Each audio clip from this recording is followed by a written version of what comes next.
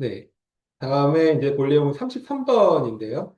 이거는 이제 어떤 토지의 비준 가격, 비준 가격이라는 것은 이제 거래사례 비교법에 따라서 이제 가치를 평가하는 것을 비준 가격이라고 얘기했잖아요. 그래서 이 자료를 보고 이 토지의 비준 가격을 구하시오라는 그런 문제입니다. 이것도 뭐 사실 우리 말씀드린 것처럼 공식을 써놓고요. 뭐 사정 보정, 시점 수정, 뭐 지역 요인, 개별 요인, 비교 이렇게 쭉 써놓고 거기에 맞는 이제 숫자를 여기에 대입해서 풀면 그렇게 어렵지 않게 풀 수가 있습니다. 그래서 동일 수도권 내 유사 지역의 B 토지가 2년 전에 10억 원에 거래가 됐고요. 사례인 B 토지가 거래될 때 급매로 인해서 10% 저가로 거래됐다라고 되어 있습니다. 이게 사정 보정 자료죠.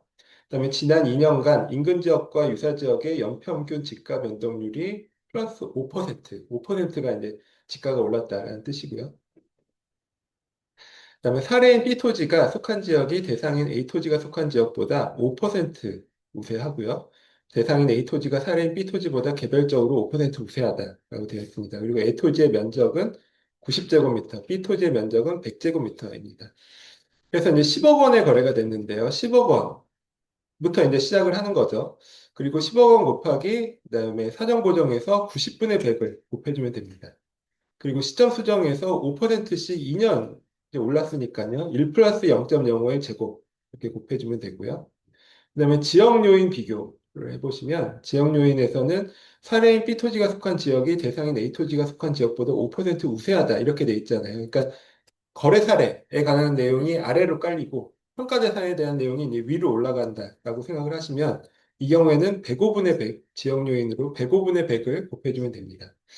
그 다음에 이제 대상인 A 토지가 사례인 B 토지보다 개별적으로 5% 우세하다라고 했으니까 이 경우에는 거래 사례 가격을 평가 대상 토지의 가치로 바꿔줄 때 5%를 올려줘야 된다라는 뜻이잖아요. 그러니까는 이 경우에 개별 요인 비교로는 100분의 105, 즉 5%를 높여서 100분의 105를 곱해주면 되고요. 그다음 면적은 거래 사례가 100제곱미터고 평가 대상 토지가 90이니까 100분의 90을 곱해주면 이제 면적 비교까지 하게 되고 그러면 11억 250만 원이 이제 답이 됩니다. 그다음에 34번 보시면요. 다음의 자료를 통해 해당 토지와 건물 전체의 수익 가격을 구하시오. 라는 문제입니다. 이거는 수익환원법에 대한 내용이고요. 이것도 이제 뭐 중개사 시험에 가장 전형적으로 나오는 그런 시험 문제예요. 그래서 이게 결국 수익 가격을 구하라는 얘기니까는 순영업 소득을 구하고 여기에 적용되는 환원 이율을 구해서 양자를 나눠주면 수익 가격을 구할 수가 있습니다. 그래서 순영업 소득은 유효 총소득이 3,800만 원이고 영업 경비가 800만 원 이렇게 되어 있잖아요. 그래서 이걸 보면 보고 우리가 이걸 알아야 되죠. 순영업 소득은 유효 총소득에서 영업 경비를 빼서 구한다. 그럼 3,800에서 영업 경비 800만 원을 빼면 3천만 원이 순영업 소득이 되고요. 그다음에 환원 이율은 여기 아까 그 물리적 뭐 투자 결합법 뭐 이런 방법이 있었잖아요. 그러니까 토지와 건물의 가격이 4대 6이고 토지 환원율이 5%, 건물 환원율이 10%라고 되어 있으면 40%, 즉 0.4 곱하기 0.05 더하기 0.6 곱하기 0.1 하면 0.08, 즉 8%, 그러니까 가중평균 8%가 나오거든요. 그러니까 토지 건물 전체로부터 발생하는 수익 가격 3천만 원을 8% 환원율로 나눠주면 3억 7,500만 원이 도출이 됩니다. 이게 이 토지와 건물 전체에서 발생하는 수익환원법에 따른 이제 수익 가격, 수익 가치다라고 볼 수가 있습니다. 그리고 뭐 참고 내용은 그냥 한번 보시면 되고요. 35번, 36번은 넘어가시고요. 37번을 보시면요. 이 37번, 38번 같은 게 감정평가사 시험에서 나오는 이 원가법 문제예요. 아까 위에 본 원가법 문제들 중에 간단한 문제들은 이제 중개사 시험에서 나오는 스타일이고, 이런 37번이나 38번 같은 경우에는 감정평가사 시험에서 나오는 그런 스타일이라고 보시면 됩니다. 그래서 37번 보시면요. 가격 시점. 가격 시점이라는 것이 가격의 기준이 되는 시점입니다. 여기 이제 가격의 기준이 되는 시점 2017년 9월 1일이라고 나오거든요. 그러니까 이게 뭐 우리가 말씀드렸듯이 어떤 부동산의 가치를 평가할 때 그 부동산의 현재 시점의 가치를 평가하는 경우도 있지만 과거 시점, 과거의 특정 시점의 가치가 얼마인지 구하시오. 뭐 이렇게 나오기도 하거든요. 그러니까 2017년 9월 1일을 뭐 기준 시점, 현재라고 보고 이때 시점에 이 부동산, 건물의 가치가 얼마인지를 구하시오라는 그런 문제인 거죠. 그래서 이 2017년 9월 1일 가격 시점에 제조들 원가는 1제곱미터당 50만 원으로 되어 있고요. 내용 연수가 50년, 철근 콘크리트, 이제 슬래브 지붕의 3층 건물입니다. 연면적이 1,500제곱미터이고요. 이거는 이제 적산 가격, 즉 원가법에 의한 가격으로 산정하시오. 다만 건축물 대장성 사용 승인 일자, 즉 준공이 2012년 10월 15일로 되어 있고요. 가격 시점이 2017년 9월 1일이고 감가 수정은 정액법, 내용연수 만료 시 단가율은 10%고 이제 사용 승인 일자를 기준으로 만년 감가를 한다라고 되어 있습니다. 그리고 적산 가격을 산정한다 이렇게 되어 있고요. 그래서 이제 이 문제를 풀어보시면 일단 요 계산식을 먼저 써놔야겠죠. 건물의 적산 가격은 제조들 원가에서 감가수정을 빼서 구하고 이 감가수정을 구할 때는 먼저 매년의 감가액 그래서 제조들 원가 곱하기 1마이너스 단가율을 내용 연수로 나눈 매년의 감가액을 구하고 여기에 이제 경과 연수를 곱하면 그 기준 시점까지의 감가 누계액을 구할 수가 있는 거죠. 그래서 빼주면 제조들 원가에서 빼주면 해당 건물의 가치, 적산 가격을 구할 수가 있습니다. 그래서 요거에 따라서 이제 하나하나씩 풀어보면요. 먼저 가격 시점의 제조들 원가입니다. 여기서는 이제 이 문제 자체가 가격의 기준이 되는 2017년 9월 1일 시점에 이 건물을 다시 지을 때 제조들원가가 제곱미터는 50만 원 이렇게 나와 있어요.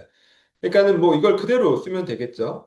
근데 그게 아니라 뭐 건축 시점에는 얼마가 들었는데 뭐 매년 건축비가 몇 퍼센트 상승했다. 뭐 이런 식으로 나오면 그걸 반영해서 현재 시점의 제조들 원가를 다시 구해야 될 겁니다. 근데 이 문제는 그게 아니라 가격 기준 시점의 제조들 원가가 1제곱미터당 50만 원 이라고 나와 있으니까요. 뭐 연면적이 1,500이니까 요거 곱해주면 7억 5천만 원이 이 가격 기준 시점의 제조들 원가로 이제 구할 수가 있습니다.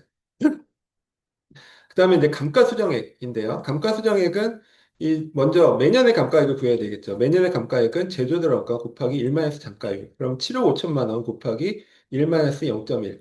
요거를 50년, 내용연수 50년으로 나눠주면 매년의 감가액이 되고 여기에 곱하기 이제 경과연수를 곱해주면 현재까지 감가 누계액을 구할 수가 있잖아요. 근데 여기서 이제 주의할 것은 2012년 10월 15일에 건물이 지어졌고 현재가 2017년 9월 1일이에요. 그럼 이게 경과연수가 몇 년인가? 이게 이제 관건입니다. 우리가 언뜻 봤을 때 이게 이제 한국 나이, 예전 말하는 한국 나이로 치면 이게 6살이잖아요. 요즘 바뀌었다라고 하지만. 그쵸. 6살로 보는 거죠. 한국 나이로 치면.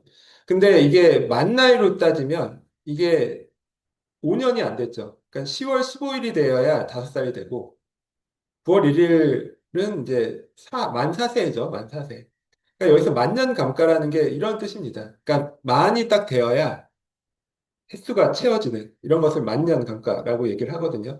그래서 이 경우에는 경과 연수가 5년에 가까워 보이지만 이건 4년입니다. 그래서 이게 이제 정액법에 따라서 계산을 할 때 다 이런 식으로 계산해요. 이거를 뭐 달달 뭐 월수까지 따져서 감가를 하진 않잖아요. 그러니까 연수에 따라서 감가를 하는데 어쨌든 만, 만 나이가 꽉 채워져야 이제 경과연수가 1년이 차는 것으로 보고요. 그래서 이 경우에는 경과연수가 5가 아니라 이제 4다라는 것입니다. 그래서 그렇게 구하면 감가수정액이 5,400만 원 정도 나오고요. 그럼 뭐 이 건물의 가치는 7억 5천에서 5,400을 빼면 6억 9,600만 원 정도가 이제 건물의 가치를 구할 수가 있고요. 38번도 뭐 비슷한 문제인데, 그러니까는 비슷한 문제가 뭐 자료가 조금씩 달리해서 이렇게 뭐 다양하게 출제가 됩니다.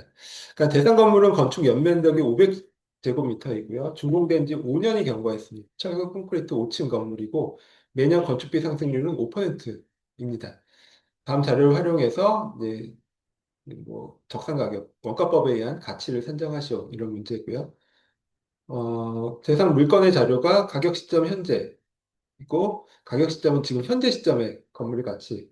그러니까 현재라고 하면 뭐 25년 이 문제를 푸는 시점이죠. 그래서 25년 뭐 12월 8일 뭐 현재 시점 이다라고 보시면 되고요.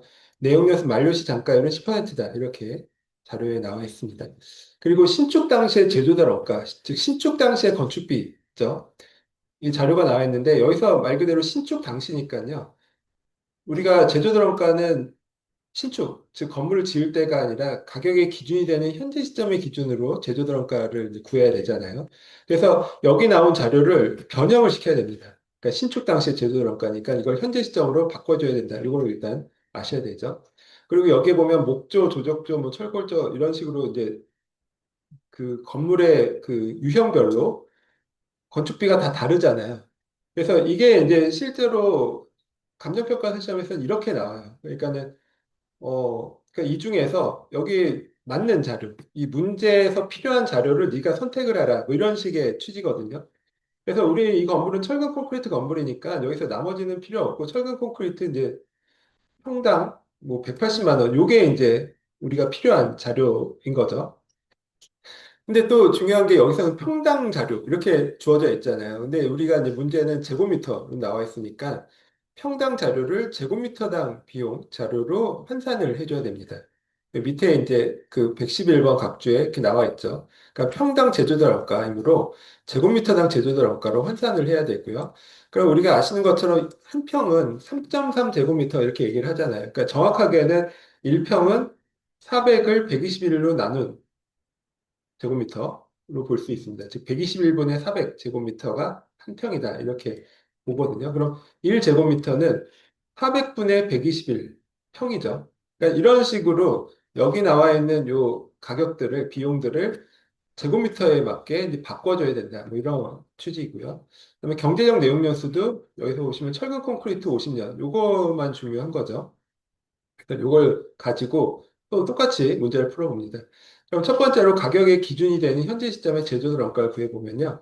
일단 철근 콘크리트 건물 이제 4년 전, 그 2012년경에 4년 전에 들어가는 건축비가 1평당 180만 원이라고 했거든요. 그럼 이거는 한 평당이니까 이거를 제곱미터당 비용으로 바꿔줘야 되겠죠. 그럼 제곱미터당 비용으로 바꿔주려면 아까 본 것처럼 400분의 121을 곱해주면 됩니다. 400분의 121을 곱해주면 1제곱미터당 들어가는 건축비를 구할 수가 있고요. 거기에 이제 이거는 이제 2012년에 건물 지을 때 들어갔었던 비용이니까 지금 현재 시점의 비용으로 바꿔줘야 되겠죠. 그럼 이제 곱하기 1.05에 제곱을 해주면 됩니다. 곱하기 1.05에 네, 5승을 해주면 되죠. 이거 그러니까 5년 전이죠. 경과 연수가 5년이니까 그 5년 동안 그 건축비가 5%씩 매해 올랐다라고 하면 5년 전에는 180만 원 곱하기 400분의 121 1제곱미터당 그렇게 이제 비용이 들었다라고 하면 지금 현재 시점에는 곱하기 1 플러스 0.05의 5제곱 해준 만큼이 1제곱미터당 건축비로 든다라는 뜻이고요. 그다음에 이제 연면적이 500제곱미터니까 곱하기 500을 하면 3억 4,700만 원 정도가 이제 현재 시점의 제조도로가 구할 수가 있고요. 그다음에 감가 수정은 또 역시 마찬가지로 매년의 감가액을 먼저 구하고 거기에 경과연수를 곱해주면 됩니다. 그래서 매년의 감가액은 제조도로가 곱하기 1 마이너스 이제 잔존 가치 0.1 를 50년으로 나눠주면 되고요. 거기 곱하기 5, 경과에서 5를 곱해주면 감가액이 3,100만 원 정도 나오고, 그럼 이 건물의 가치는 제조들 원가에서 감가수정만큼 빼주면 3억 1,600만 원 정도 노출이 됩니다. 그렇게 해서 이제 구할 수가 있고요. 그 39번 문제는 저희 실제 이 문제는 분양개발법이라고 해서 우리 실제 뭐 다세대라든지 이런 거 건축하실 때도 뭐 보통 이런 식으로 그 수지타산 분석도 하고 타당성 분석이나 뭐 투자 분석 이런 것들을 하시거든요. 근데 요거는 뭐 지금 여기선 넘어가도록 할게요. 그래서 39번도 제가 그 거기 단톡방에는 그 표시를 해드렸는데 뭐 39번은 그냥 풀지 않고 넘어가는 것으로 하겠습니다. 참고로 예전에 이제 기말고사 계산 문제로 요거를 냈었어요. 39번을. 네. 네, 39번을 냈었는데, 그러니까 예전보다는 많이 그래도 쉽게 내는, 요즘은 쉽게 내려고 하는 편이에요. 네. 네. 네, 뭐 39번 어차피 안 나오니까 그냥 넘어가셔도 될 것 같고요. 40번 마지막으로 40번 한번 풀어볼까요? 연간 환갑전에 임대 수익이 5천만 원을 발생시키는 복합부동산. 복합부동산이라는 것이 토지와 건물, 이 한꺼번에 존재하는 것을 복합부동산이라고 하죠. 이 자료들을 이용해서 토지잔여법을 적용해서 토지만의 순수익과 토지만의 수익 가격을 평가하시오라고 되어 있습니다. 그러니까 토지잔여법은 쉽게 얘기하면 토지와 건물 전체에서 발생하는 임대료가 있고 토지 건물 전체의 가격, 가치가 있잖아요. 그중에서 토지잔여법이라는 것은 건물의 건물 몫의 임대료를 빼면 이제 토지 몫의 임대료를 구할 수가 있고요. 또 토지 건물 전체의 가치 중에 건물의 가치를 빼면 또 토지의 가치를 구할 수 있잖아요. 그런 것을 토지잔여법이라고 하고요. 그러니까 반대로 건물잔여법이라는 것도 있습니다. 토지 건물 전체의 임대료에서 이번엔 토지 몫의 임대료를 빼주면 건물 몫의 임대료를 구할 수 있고요. 그걸 건물잔여법이라고 하고 또는 뭐 토지 건물 전체의 가격, 가치에서 토지 가치만큼을 빼주면 그게 또 이제 건물의 가치가 되잖아요. 그런 것을 또 건물잔여법이라고 합니다.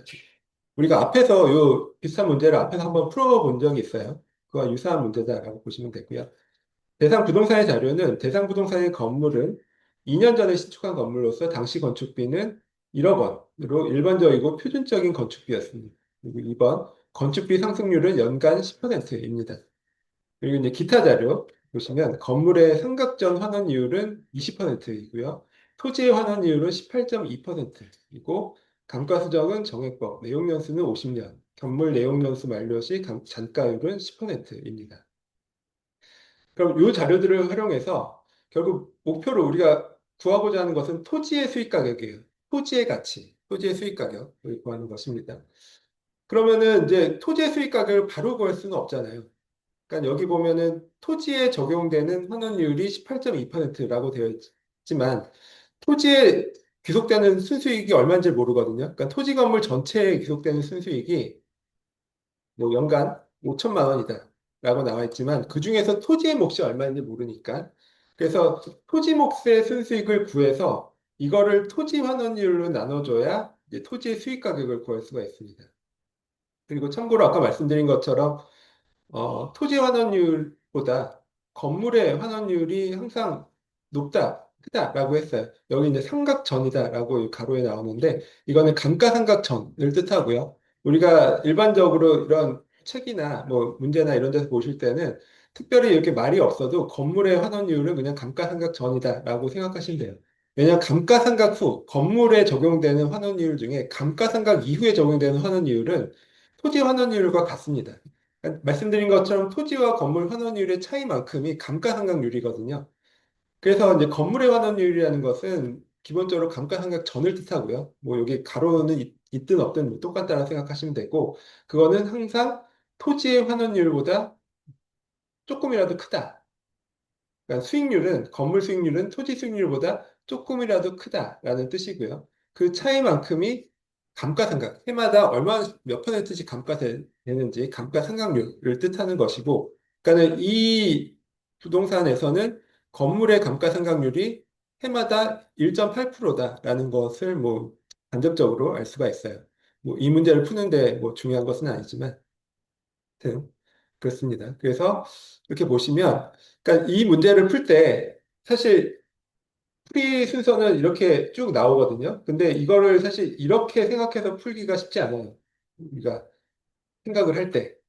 사실은 이거는 보통은 이제 거꾸로 해서 이 공식을 써놓고 푸는 게 사실은 더 쉽게 이해할 수 있는 방법이에요. 그러니까는 지금 말씀드린 것처럼 최종적으로 우리는 토지의 수익 가격을 구하고자 하는 것이거든요. 그럼 토지의 수익 가격은 토지에 귀속되는 순수익을 토지의 환원율, 이게 환원율을 보통 R이라고 표현을 합니다. 대문자 R 표현을 하는데 토지 환원율로 나누면 토지의 수익 가격을 구할 수가 있잖아요. 근데 토지 환원율은 18.2%, 0.18이라고 주어져 있는데 문제는 토지에 귀속되는 순수익을 우리가 모릅니다. 그러니까 토지 건물 전체에 귀속되는 순수익이 5천만 원이라는 것만 알고 토지에 귀속되는 순수익을 모르잖아요. 그러면 결국 그 위에서 토지에 귀속되는 순수익을 먼저 구해야 된다는 것입니다. 그럼 토지에 귀속되는 순수익은 어떻게 구할 수가 있죠? 토지 건물 전체에 귀속되는 순수익인 5천만 원에서 건물 몫의 순수익을 빼주면 토지 귀속 순수익을 구할 수가 있어요. 그쵸? 전체 5천만 원에서 건물 몫을 빼주면 토지 몫의 순수익이 됩니다. 근데 문제는 건물 몫의 순수익을 우리가 모르잖아요. 그럼 건물 몫의 순수익을 또 구해야 되는 거죠. 토지 귀속 순수익을 구하기에 앞서서 건물 몫의 순수익, 건물 귀속 순수익을 구해야 됩니다. 그럼 건물 귀속 순수익은 어떻게 구할 수가 있죠? 우리가 건물의 가격, 토지의 가격, 하여튼 모든 부동산의 가격은 환원이율 분의 혼용업소득 순수익이다. 이렇게 구할 수가 있죠. 그럼 그 얘기는 순수익은 부동산의 가격 곱하기 환원이율 하면 순수익을 구할 수 있어요. 그러니까 건물에 귀속되는 순수익은 다르게 얘기하면 건물의 가격에 건물에 적용되는 환원이율을 곱해주면 건물 몫의 순수익을 구할 수가 있습니다. 여기서 우리가 건물 환원율이 20%라고 나와 있잖아요. 근데 문제는 이걸 모르죠. 건물 가격을 몰라요. 그러니까 건물 가격을 먼저 구해야 됩니다. 그럼 건물 가격을 어떻게 구하죠? 우리가 지금 본 것처럼 원가법으로 구하면 되죠. 그 건물 가격은 제조들 원가가 현재 시점에 1억, 건축비가 1억 원이 들었고 매해 건축비가 10%씩 2년 동안 상승을 했잖아요. 그러니까 현재 시점의 제조들 원가는 1억 원 곱하기 1.1의 제곱이고요. 그래서 현재 시점의 제조들 원가를 먼저 구하고 그다음에 이제 매년 감가액을 구해야 되겠죠. 매년의 감가액은 1억 원 곱하기 1.1의 제곱 곱하기 1-0.1를 50년으로 나눠주면 매년의 감가액을 구하잖아요. 그럼 여기에 경과연수가 지금 2년이니까 곱하기 2를 해주면 현재까지 누적된 감가 누계, 감가 수정액을 구할 수가 있고요. 이거를 현재 시점의 제조들 원가에서 이 감가 수정액을 빼주면 건물 가격을 구할 수 있습니다. 이거 지금 한 줄로 이렇게 쭉 써서 복잡해 보이지만 지금 말씀드린 것처럼 건물 가격은 항상 매년의 그 제조들 원가를 먼저 구하고 제조들 원가는 근데 현재 시점 가격의 기준이 되는 현재 시점의 제조들 원가입니다. 예전의 건축비가 아니라 그래서 1억 원이 아니라 1억 원 곱하기 1.1의 제곱을 해줘야 될 것이고요.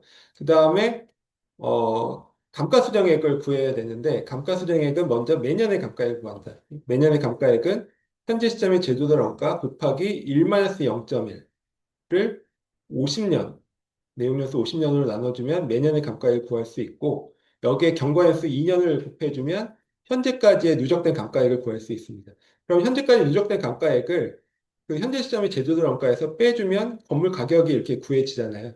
그럼 이거를 쭉 풀 수가 있어요. 그러니까 건물 가격이 이렇게 나오면 건물 가격에 건물 환원율을 곱해서 건물에 귀속되는 순수익을 구할 수가 있고요. 2,300 나오죠.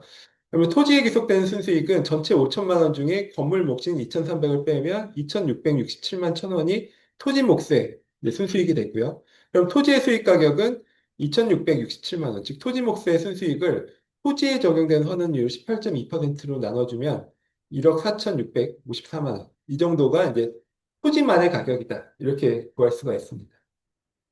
실제로 우리가 어떤 이제 부동산 이런 여러 가지 활동을 할 때 가치 평가를 할 때 이런 것들을 활용할 일들이 꽤 있어요. 왜냐하면 보통은 이제 토지 위에 건물이 있잖아요. 그러니까 나대지만 있거나 이런 경우가 거의 없고 오히려 토지 위에 건물이 있는 경우가 많이 있는데 예를 들어서 어떤 부동산에서 지금 토지 건물 전체에서 임대료가 1,000만 원이 나온다라고 하면 이게 우리는 그냥 1,000만 원 나오는구나라고 인식을 하지만 이게 엄밀하게 따지면은 토지 몫이 있고 건물 몫의 임대료가 있거든요. 근데 이제 우리가 임대차 계약을 할 때도 그런 것들을 뭐 고려하지 않고 그냥 통으로 임대차 계약을 해서 뭐 월세 정하고 하잖아요. 근데 우리가 이제 경우에 따라서 특히 부동산 활동을 할 때 딱 땅값만 정확하게 이제 도출하거나 이럴 필요성이 꽤 있거든요.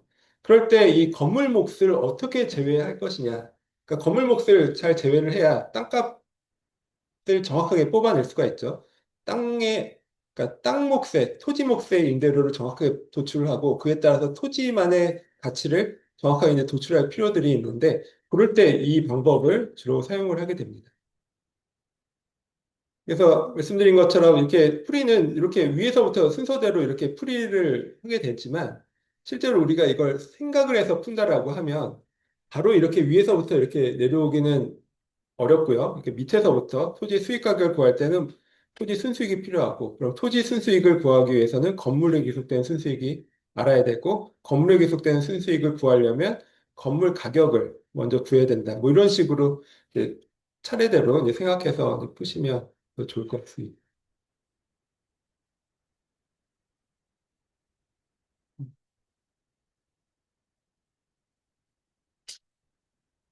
그 요즘에 뭐 이렇게 개인정보가 많이 이렇게 뭐 유출이 됐다라고 뉴스에 나오는데, 그래서 그런지 그 그런 뭐죠? 뭐 무슨 여론조사라든지 아니면 마케팅 이런 전화가 너무 많이 오더라고요. 저 저만 그런지 모르겠는데 한 지난주인가부터 너무 많이 와요. 그래서 보면은 의미 없는 전화들이 막 오는데, 그래서 막 수업할 때도 뭐 급한 전화가 있나 해서 보면은 다 그런 전화인 것 같아요. 그래서 이걸 근데 앞으로도 계속 일어날지 모르겠어요.